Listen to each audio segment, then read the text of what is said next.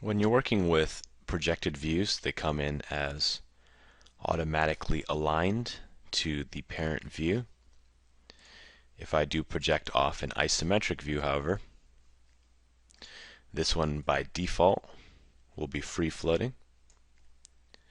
So there's two things I'll discuss in this video. It's how to change the alignment of a pre-aligned view and how to add alignment if you have a free floating view. So we can do that by coming into the view, right-clicking on it, and choosing alignment. The first option we have is break alignment. And this will allow us to have a free floating view that we can place wherever we would like. If I right click again, I could say horizontal by origin and choose a view. And this will make this a horizontal projection, or rather horizontally aligned. Once again, I'll break the alignment and we can say vertical by origin, and I could once again choose this view, and you can see how that works. If I want to go back into the default, I can do that as well, and that'll just bring it back to the parent view. The next option I have is align horizontal by center. This is roughly the same as the origin, except it'll place this alignment line at the center of both of these parts.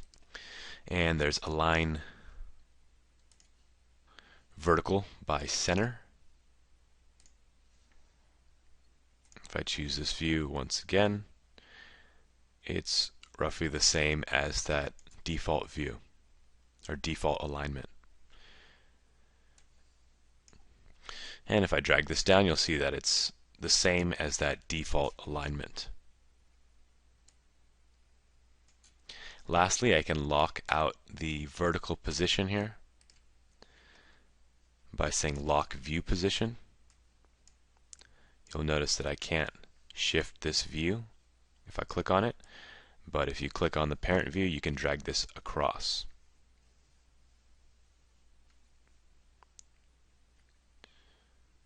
So if you don't want the view to move vertically in this case, you can lock that in place. Similarly, if I don't want this to move horizontally, I can lock the view position.